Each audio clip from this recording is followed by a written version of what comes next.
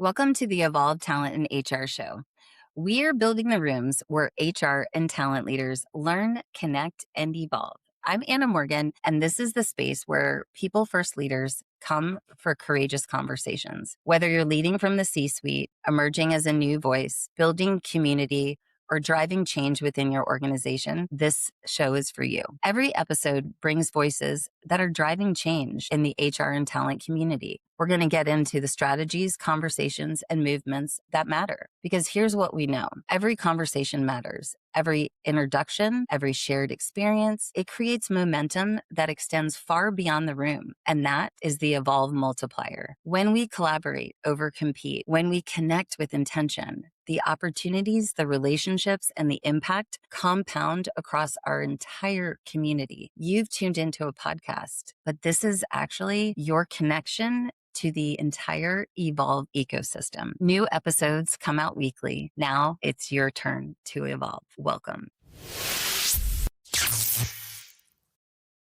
Hey everyone, I'm Anna Morgan, host of the Evolve Talent and HR Show, and I'm so excited to have one of my Atlanta community talent leaders with me today, the amazing Leena Chugh. Welcome to the show. How are you today? Awesome. Thank you for having me here today. Awesome.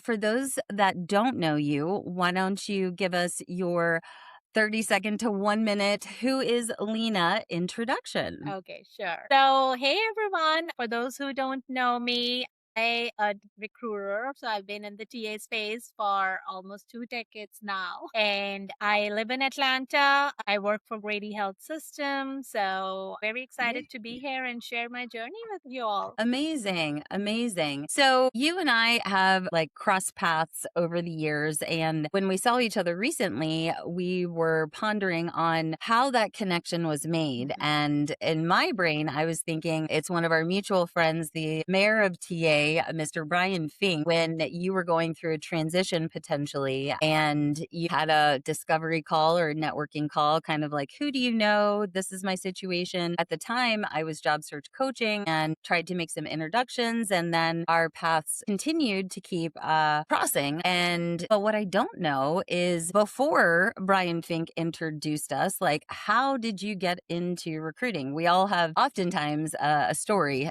I typically fall and fell into recruiting myself. Yeah. So, how did you get into this work? Absolutely. I mean, it was half of fell into recruiting. So I graduated from my master's in human resources with a glint in my eye that I want this big corporate HR generalist job. And so that is what I was interviewing for and dreaming about. And that unfortunately did not happen as I graduated. So somebody referred me into a small consulting company, and that's how I fell into recruiting and absolutely fell in love with that at a later point in my life. But that was how my journey started. And it was funny, like this past Father's Day, I was thinking about it this morning. I literally thanked my dad, and I'm like, okay, he was the one who supported me because from that small consulting company, my next step was a bigger consulting company, but night US recruiting while I was in India. And I'm like, in a place like Delhi, India, it's not the safest place to be at. My mom was concerned, but he supported me. It's like, it's the next step for you. Go do big things. And so, yeah, Yay! that's Thanks, Dad. Let's take a moment and celebrate all the dads out there. that's how I fell into US recruiting, and that's where I still am. That's amazing. Amazing. And so many of us, our lives have been disrupted through layoffs and just the craziness that's gone on in the world of work, specifically as it impacts recruiters. There's the sky is falling, AI is going to take all our jobs, and all the things. I feel like we're always looking for our next opportunity. So we never actually remove the job seeker title. But as you've gone through some of your transitions, for those that are out of work right now, what kind of tips would you give them that you may have learned in the last handful of years as you've navigated fractional, temporary, doing your own thing to where you are I now? would say my top tips to a job seeker would be number one, you have to get out there and make connections. The job market has changed tremendously from me looking for a job 15 or 10 years ago to now. It has, again, it's a different ball game altogether. Just applying to jobs and waiting for responses does not work. It was heartbreaking for me also when I used to get rejections every day when I was laid off during COVID. So, networking and making connections, getting referrals in is the way. I mean, I look at my jobs where I have maybe 50 applicants in 3 days, and you do not have the bandwidth to look at all 50 applicants, perhaps, if it's an entry level job. So, I mean, again, somebody knowing somebody helps a lot. Somebody putting in a note into me, telling me they worked with this person helps a lot. So, that's top a tip. Other than that, I would say just make sure that your resumes are current and talk to what your skill set and talents are, because often I will talk to people who will tell me a lot over the phone, but I then coach them to tell them your resume maybe needs to talk more about it, because for next, sure, I might get a chance to talk to my hiring leader over the phone or send them some notes, but the resume is the first piece of paper that we are looking at. So that definitely needs to be talking, telling us your story. And also the through line that I'm hearing about kind of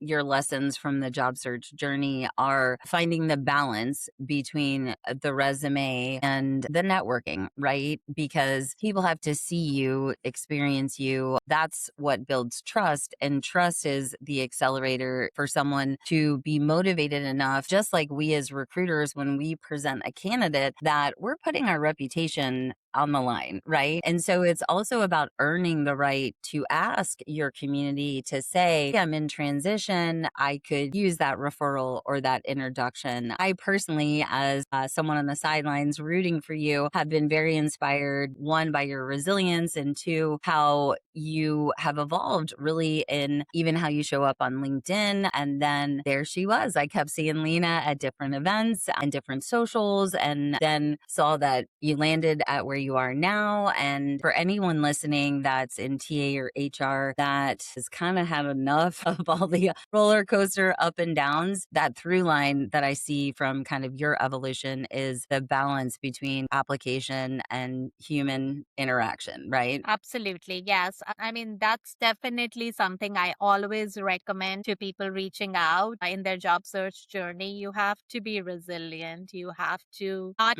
give up because you are not getting positive response, and you still have to put your best foot forward. Yeah. And a job search, whether you're a recruiter or any other type of an employee, is an absolutely humbling experience. When we get the opportunity to step back in the role to be part of that qualifying and decision making process, it makes us look through that lens a little bit more compassionately, right? Where even though you have this insane high volume, I bet you're like I used to be, where on a Saturday evening, I might be opening up Workday and just going through and laying eyeballs on as many as I can. I remember what it was like to just have submitted and been trying to network and use my connections and all the things, and just not hearing back and wondering what's wrong with me. In fact, nothing, right? Exactly. Yes, absolutely. I mean, you have to just keep going. That is my mantra. And it's It's like Dory, just keep swimming, just keep swimming. just keep swimming. Yeah. Yeah. Exactly, exactly. So, are you comfortable talking about where you are now, kind of what that process looked like for you? I personally am a huge fan of Grady. You all joined the very first inaugural Evolve event, and then I've been able to bring you all into the fold for additional events, and so absolutely inspired to see an Atlanta employer like that really giving their employees the the bandwidth and opportunity to invest in themselves from a learning and community building standpoint.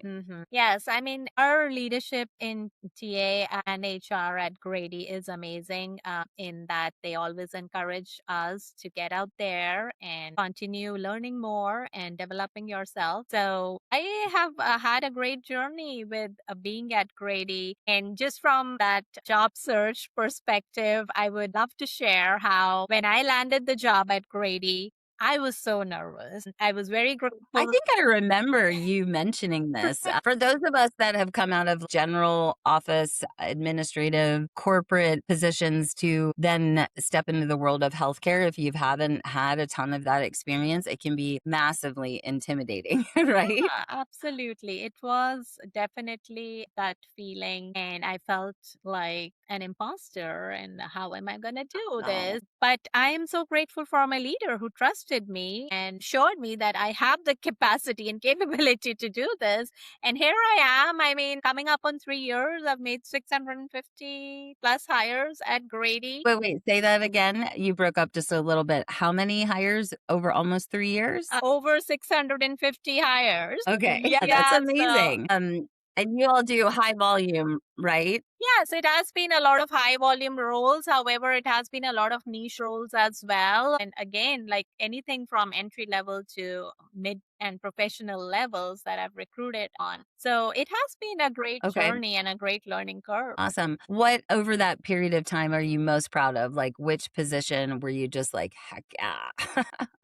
Well, I would say I've had a couple of epic positions that I have felt very satisfied and proud about filling those. And then, I mean, I would say every single position that I hire in does definitely give me a high. It is a huge accomplishment, even if you're hiring for nursing support and then they've stayed and I'm rehiring them, transfer them into a different position. And it's great because it is so difficult for people to find a good work life balance, find a good cultural fit. And so every time I'm able to retain is my proudest moment as well, because when I recruit, I do recruit to retain. I mean, again, it's easy for us to check boxes and fill these positions sometimes. However, it is not so easy for people to come and assimilate in our system. Well, sure. And it's a unique system compared to other systems in the hospital landscape here in Atlanta. And just massive hat tip to you and your team because literally the people that you do hire actually save lives. And if it wasn't for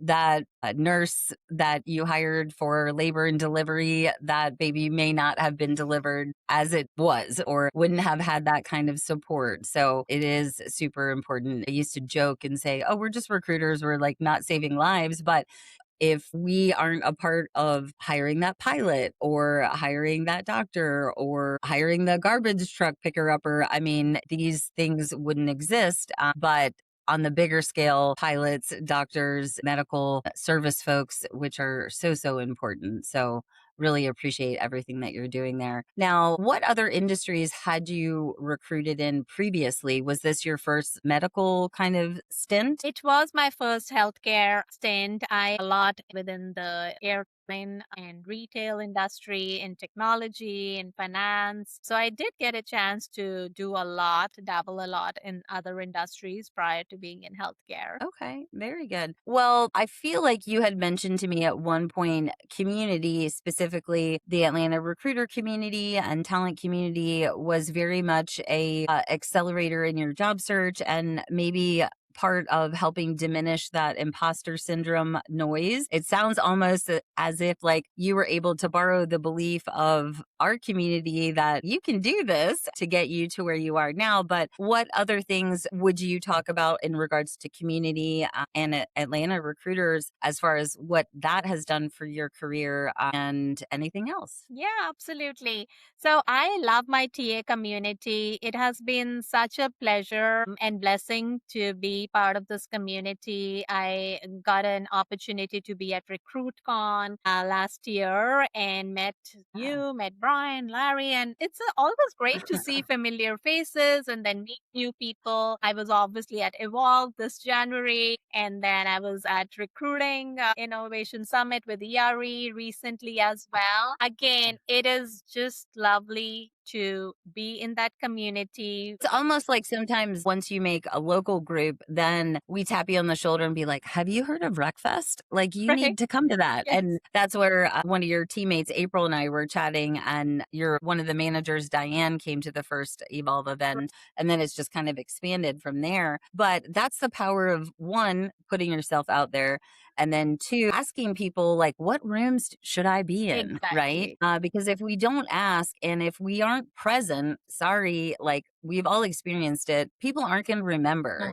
I always joke that we never leave high school. It follows us from homeroom to the boardroom. And it's like, sadly, if kind of you're not out in community at the cafeteria lunch table, people might just think you're off at virtual class. So I think it is important. And again, the fact that your organization lets you invest in these type of events is important for people that are like, what is this conference scene? How do I learn? Why do I want to go? What's in it for me? Can you speak a little bit more to that? And then I would love to know how you would advise people to go to their boss and say, yeah, thanks for the LinkedIn learning training. Thanks for the other stuff on the learning platform. But here are the top 5 conferences that I want to go to. And I need $10,000 to be invested in me for professional development. Yeah, absolutely. I mean, I love going to these conferences and events because there is so much to learn. I mean, you meet Oh, like minded people, you get to hear these amazing ideas that people are actually implementing in their teams and organizations. So there are so many transferable skills also that you gain, not just connections and connections too. I mean, I reached out to somebody I saw in the same session as I in the recent summit, and I tapped on his shoulder and I asked how they are doing this in their yeah. department. And then in terms of learning, I mean, again, that's what you bring back to the table. That's what you sell to your bosses. And I've said this to my boss, like, I'm going to this event and I am going to come back and tell our team all about what I learned. We can have a workshop or we can have a session in our team Mhm. meeting where I basically talk about my takeaways. So there is a lot to give and take away if you make the effort to get out there, talk about yourself. Yeah, so like That's- step 1 is prioritize yourself, Mhm. right? Step 2 is do the research. And with AI now, it's pretty easy. Step 3, talk to your peers. Hey, if I could go to 3 conferences as a talent leader, where should I be this year? And then 4, put the business case together, right? And don't stop asking until you get it, because I want to scream it louder to the executives at the top that investing in your employees in this way is such a great loyalty play and engagement play, especially if you bring your team, right? I ran into the Delta team at Wreckfest, and one of the employees was a past coworker, which again, if you're not out and about, you're not going to make those connections. And then once you get the approval to go, then it becomes strategy time, right? Looking at the agenda. When you're looking at conferences, do you want to see the agenda? Is it because it's a newer conference or that you know these folks, so you go to that particular one? Or is there any rhyme or reason that you hand select the ones that you do go to? Yeah, absolutely. So there could be a lot of factors. The agenda is very important to me. If it's not a new conference, then the reputation is important as well. I might have already heard about RecFest for so many years that I really want to be here. And now my own experience, like I came to Evolve. My favorite sessions were absolutely not what I expected to be at or, be doing anything with. So we talked about gratefulness and the power of pause. I mean, that was amazing. And again, such a practical note right there. Like, please end your meeting or call at 10:55 so you have breathing space to get mentally prepared for your 11 o'clock. Are we doing that? No, I think majority of us are not doing that. But it was such a important takeaway, and it's like, boom, why did I not think about this before? So again, I mean, past experiences, referrals on what's going on out there. Of course, I mean, it's always great to see your previous connections. That gives Yeah. you a comfort level, as in I'm gonna be able to stand and sit with somebody and not just meet like 200 new people. Yeah, if you are an introvert and finding that conference BFF, I am all about that because you and I are relatively outgoing, but I would say many Mhm. recruiters, especially sourcers, are a little more awkward when they're out and about. So, and I think that's also for those listening when you're at conferences and if you feel like a pro and you've been to a couple like we have, take a moment and look around the room and notice and look for someone that might need a hand, right? And that could be like just asking them a curious question and then really just watch the miracles happen. Because I always say we're only one conversation away from changing someone's life or our life being changed. So why not and really be that conference BFF to the person that you were at your first conference, right? Absolutely. I would not be where I am without my community. And your community, like, has passed on made podcast appearance recommendations, just all kinds of stuff, right? Absolutely. And you said before, if somebody did not see a spark in you, maybe you would not even be here. Like somebody came up and said to me, "You're so good," or "You can do this." And that is something you chew on and you make that your goal and ambition and you start working towards it. That happens to me a lot. And I think that is very important where you overcome your fears, you talk to somebody about maybe this is what I want to do, and then they just help you out. I mean, there are a lot of good people out there. So we have to trust people, we have to trust the system and go with it. And it definitely pays. Discernment and networking and trust can be very difficult, especially in today's world where we feel like we're getting served, or at least I'll speak for myself, so much fake Mhm. stuff and everything is so loud and it's kind of turning down that noise. And you're always gonna bump into that bad apple here and there, but it's really how we react to it, right? And then take that lesson and build from it because we're such a webbed community. The seven connections of Kevin Bacon, we can always pretty much track it here in Atlanta. So yeah, it's been just such a privilege to watch you evolve in your career. And we all have a story. We all have a book in us, I believe. And I know you and I have teased around at one point, passing you the microphone, maybe bringing you into the Evolve ecosystem to share more of your brilliance and expertise and story.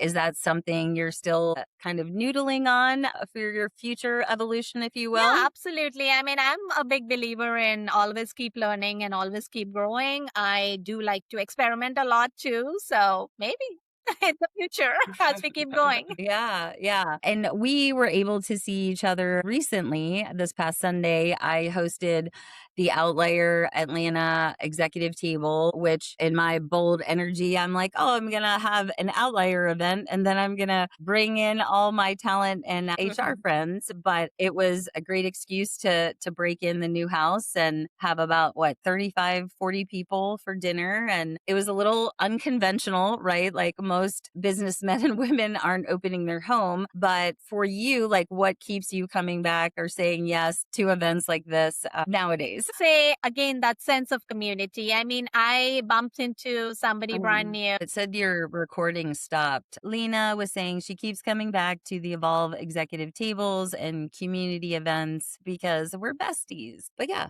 I had Lena and a bunch of other talent and HR Okay, friends. I I'm am just talking here. to myself, Lena. So, all right. I am always learning with technology and fingers crossed. Worst case, if something doesn't happen, it's an excuse for Absolutely. you to come back over and visit. So, we were saying, what makes you say yes to community local events? I know. Again, it's just getting out of your comfort zone, to be honest. I mean, of course, I knew I know you. Of course, I knew I might bump into one or two people I know. But I'm And you like, knew a okay, lot. it's Sunday evening. Do I want to do this? And then It's the invitation that matters a lot to Anna. To be very honest, I get an invite and I'm like, oh, okay, so somebody thought about me. I mean, there's a reason, right? There's a reason everything happens. So I said, okay, heck yeah, I'm going to make it, even if I make it for an hour. And then I make it to somebody who works at an organization where a very close friend works. And then I just went up and introduced myself. And next thing I know, like we're just talking about other common things in our career and our life. And that was where we hit it off because she and I were talking about the fact that we come to these places because we need to talk to people and meet with people with the same wavelength. We were talking about the BS happening in our lives. Yeah. Well, and there's only so many hours in the day, right? And I've got therapy, I've got my spouse, I've got my team, but I need friends who do what we do that are managing the spouse and the kid and the life on life's terms to be like, I don't think he's ever going to quite understand what I do. And most people that I talk to are lonely. One woman that was there mentioned working full time, corporate, high volume positions, video interviewing, and she's the loneliest that she's ever been.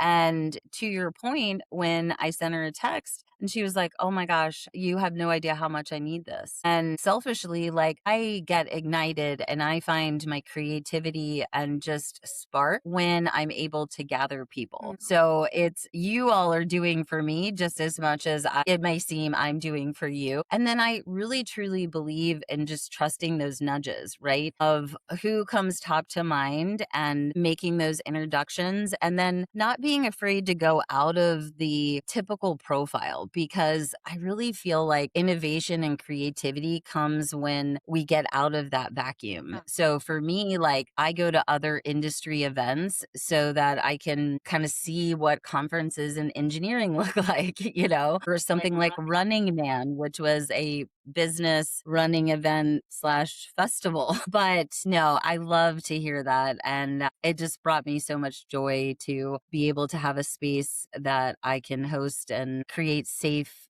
places for meaningful conversations like that, that one just make us feel seen, heard, and understood. And then if you have a next step, whether that's a coffee date or just a kindred spirit to check in with and keep in touch with, or be the commenter on their content to show them that you're thinking of them, you just never know where those conversations will convert to. Absolutely. Yes. I think putting a face to a name is very important. I mean, I have over 3,000 connections on LinkedIn. How many people do I know in Yeah. real life? Nobody. Right.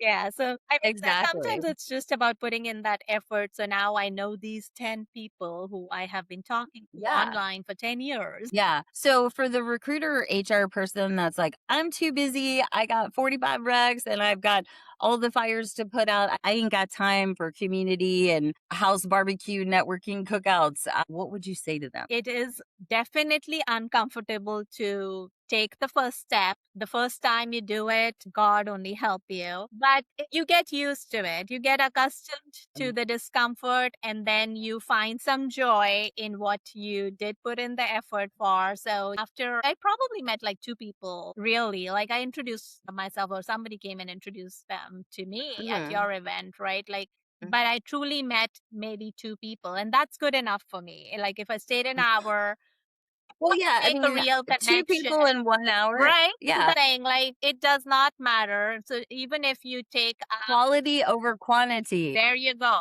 Exactly. That is my mantra. So I follow that, and that's what my recommendation to others would be. Just get out there, meet two people in 2 months, and that's fine. Just start it off.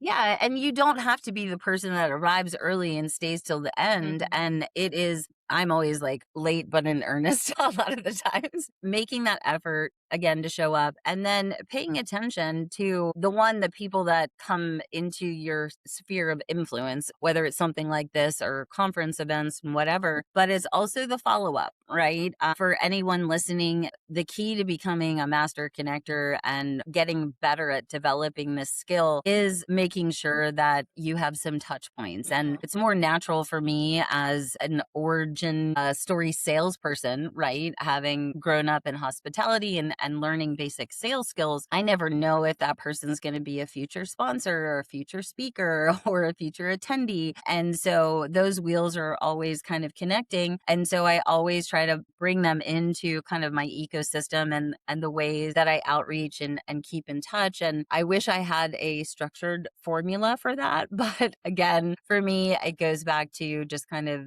my intuitive nudges and kind of trusting those. And then over time, that skill gets sharper and it becomes easier to say yes. And once you attend one or two type of local events, then you'll start getting invited to more. And that's kind of that ripple effect or evolve effect, if you will, of being in community with great people, right? Absolutely. It does become easier.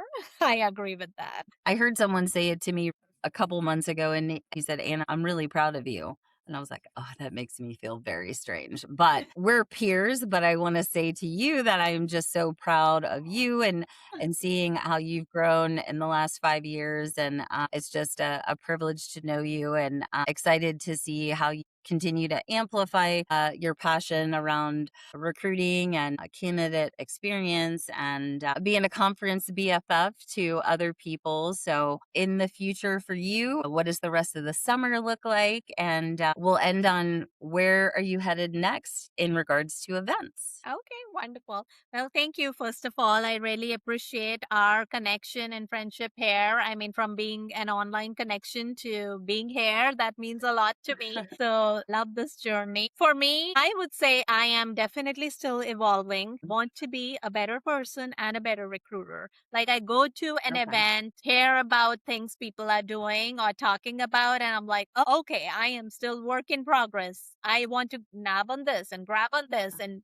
run with it. So there's still a lot to do that I am very excited about. And that's it. Like, you need to have that passion to keep going on, which I am very blessed to have. So, I mean, for me, just keep going, making sure that I am doing things in the right earnest for myself and for my candidates and for my leaders and hiring leaders, and make it a Uh, great experience for everybody I get in touch with. yeah. Next event. I bet your hiring teams love working with you. I think you would be a great team member in helping them attract and retain the right talent. So Thank you. I'm going to be announcing the Evolve IRL dates here very soon. So it'll be likely spring of 27, maybe a little early, but I know you'll be Yeah. there. We're also going to be putting together an executive table for August. So keep your ears out for that. Okay.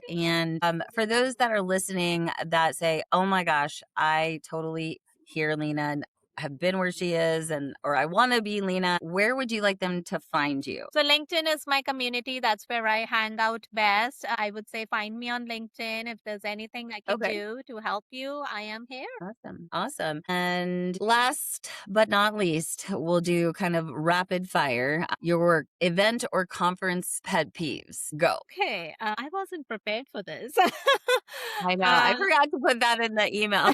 I mean, you've been to enough events. Like, what drives you nuts of just where you're like, what's happening here? well, breakout sessions when I want to be at four places at a time. So Okay. that drives Wait, me wait, wait, nuts wait, wait. because there's too much to pick from. And I always think, Wait, hold on one second. So, to that point, when I was analyzing what went well at Evolve 26 and what I could do better, I'm really sorry, HR practitioners that needed recert credits because I pretty much scheduled all the HR sessions at the same time. So if there was an HR practitioner coming, they wanted to hear Jess Miller's, they couldn't go to Jackie Johnston's or Lee Cage's or whatever. So that was a very humble lesson that I learned this year, but also part of the solution is now getting it into a virtual evergreen product. So then people can watch it on their terms. So sorry. Back to you, pet peeves yes. So multiple breakout sessions at the same time. that you want to be in. Yeah, so it's too much competition there when every agenda and every speaker looks too good to miss. In then, That's a good yes. problem. Hosting events is expensive, Mhm. right? And in our space, our sponsors are typically the the biggest chunk of helping us fund the conference, right? And so the challenge on the pricing of the ticket, and historically, Evolve has been super reasonable. However, with the notoriety and kind of leveling up and evolving that we have been doing, I'm having some big feelings around kind of playing at that more $1,000 plus range because of what you just said. And it breaks my heart, but it just fires me up even more to be having these conversations in the rooms with the people that make these decisions, because that's not enough. It is not enough to give you the time and not the resources to be able to attend. And I think that's a really big thing that many people struggle with and don't know how to navigate. And I want to be more part of the solution for that because it's important. And as I said, it's a loyalty, team engagement in this market. Like I sent my newsletter out about job hugging. People are sticking around for a while, but one, at what cost, and really what matters to them. And listen to your employees, and employees, do your research and keep advocating weekly, monthly, quarterly, whatever you have to do, because eventually, at least that's my way. Yeah, no, which is great to hear. If I just Yeah. in your face enough and be like, I need this, and this is why you want to invest in it, because this is the result you're going to get, and then make it happen. Yeah, So, absolutely. I do agree with you, Anna. I mean, it does, in the moment, at least feel like I come out with being a better person and a better mm, professional. I mean, I usually get to hear and meet so many people who are genuinely invested in candidate experience or helping their organizations flourish. And that is so inspirational. And that is yeah. something that you would bring back. But corporations should pay for it, whether it's inspiration or education. I mean, in my mind, like, inspiration is a catalyst and an accelerator for that knowledge sticking. I mean, how many webinars have you been in where it's like blah, blah, blah, and it's like in one ear and out the other? And then when you're inspired, when you're connected, when you feel seen, heard, and understood, then you come back and it's like, okay, this is why it really hit me. And here's what we learned. And this is the framework that we went through. And we all learn differently too. That has been another big aha for me as I've been facilitating these spaces. Is part of the reason I get so jazzed about it is because I was a non-traditional learner. I was not a good student. I learned by doing, putting things together, or going step by step, or thinking out loud with each other. And so where a lot of these events are very cookie cutter and you can kind of expect the same thing, I feel like I've been okay, a little innovative in trying some different things. I'm not going to do 4 breakout sessions at the same time again, but there's so much opportunity. There is, yes. But corporations need to pay. I saw that at Evolve. I mean, I saw so many creative things that you did, and it was very Thank admirable you. and very enjoyable as well because it's just Mm. like work and play at the same time. So that makes it fun. I know. And then you have to be careful because it can't be too much play, or then the corporations really won't pay for it, which is my buddy Jamie Leonard from Recfest and I were talking about how he got started and where he is today. And it's folks like that that I look up to in the space, in addition to the Recruiting Innovation Summit folks, TEA Week, Transform, Unleash, so many. There are So, so many. well, you are such a bright light. Thank you for the time today. And I'm looking forward to watching and cheering along as you continue to evolve in your career, and really just grateful to have you in this community and on the show today. Thank you so much, Anna. It's been such a pleasure talking to you and being here. So thank you for having me. Awesome. Awesome. Keep shining bright. We'll talk soon. Okay, good. Thanks for joining the Evolve Talent and HR show. If the conversation landed, share it, tell a leader, pass it forward. That is the multiplier in action. One connection at a time, building momentum across our community. And that is what Evolve is. We build the rooms where connection compounds into impact. So don't sleep on the in person experiences, the IRL conferences, the executive tables, the fringe events, our community. Show up. That's where the multiplier multiplies. If you know, you know. Head over to evolve-conference.com to see what's evolving and how to stay connected. We'll see you next time.